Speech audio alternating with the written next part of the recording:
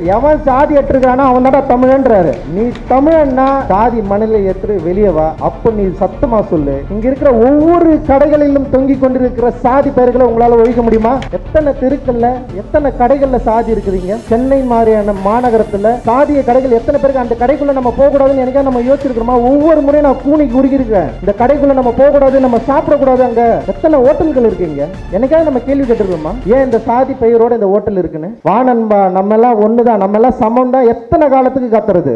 ஊர் தெருக்களில் சமத்துவத்தை எப்படி கொண்டு போய் சேர்க்கணும்னு சொல்லிட்டு நம்ம முயற்சி பண்ண தேவை இருக்குங்க. ஏன்னா எல்லாருமே சொல்றாங்க, வலைதளங்கள்ல பேசுற மிக முக்கியமான சிந்தனையாளர்கள் பயங்கரமா படிச்சிருக்கிறான், பயங்கர தமிழ் உணர்வோடு இருக்கிறான், பயங்கர சிந்தனையாளர் இருக்கிறான். ஆனா சாதின் வரப்போ முரண்படுறது இருக்குதுல்ல. ஒவ்வொரு முறையும் இந்த கவலையிலிருந்து, இந்த பிரச்சனையிலிருந்து மீண்டு வர்றதே ஒரு பெரிய மனப்போராட்டமா இருக்கு. இது விமர்சனமா நீங்க எடுத்துக்காதீங்க, உங்களை திட்டுறதா எடுத்துக்காதீங்க. அட்லீஸ்ட் கொஞ்சம் யோசிப்போம்.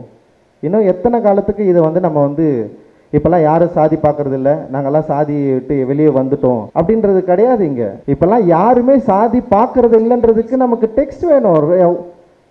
என்ன மாதிரியான இங்கே டிஸ்கஷன் நடக்குதுன்னு டிஸ்கஷனே நிகழல. நம்ம தொடர்ந்து முற்போக்குவாதிகள் தங்களுக்குள்ளே பேசிட்டு இருக்கிறதுல எந்த மாற்றமே நிகழ போகிறதே இல்லை. அது குறைந்தபட்சம் அதுதான் சொல்கிறேன். ஒருத்தன் இங்கே இருக்கிறான்னா அவன் நண்பர்கள் கிட்டையாவது குறைஞ்சபட்சம் இதை பேசணும். இதை நம்ம மாற்றத்தை முன்னோக்கி நகர்றதுக்கான வாய்ப்பை ஒவ்வொரு படுகொலையும் நமக்கு வழங்குது. இதுதான் மோசமான முரணே.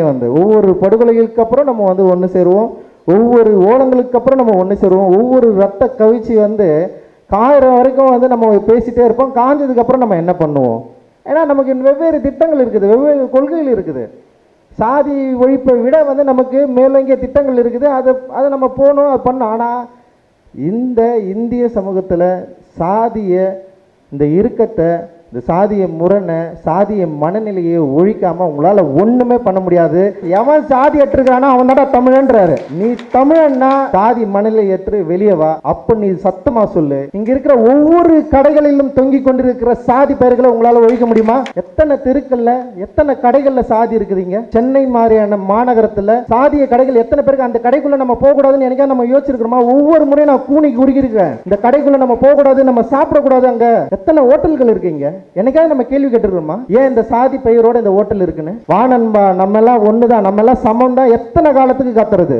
ஊர் தெருக்களில் சமத்துவத்தை எப்படி கொண்டு போய் சேர்க்கணும்னு சொல்லிட்டு நம்ம முயற்சி பண்ண தேவை இருக்குங்க. ஏன்னா எல்லாருமே சொல்றாங்க, வலைதளங்கள்ல பேசுற மிக முக்கியமான சிந்தனையாளர்கள் பயங்கரமா படிச்சிருக்கிறான், பயங்கர தமிழ் உணர்வோடு இருக்கிறான், பயங்கர சிந்தனையாளர் இருக்கிறான். ஆனா சாதின் வரப்போ முரண்படுறது இருக்குதுல்ல. ஒவ்வொரு முறையும் இந்த கவலையிலிருந்து, இந்த பிரச்சனையிலிருந்து மீண்டு வர்றதே ஒரு பெரிய மனப்போராட்டமா இருக்கு.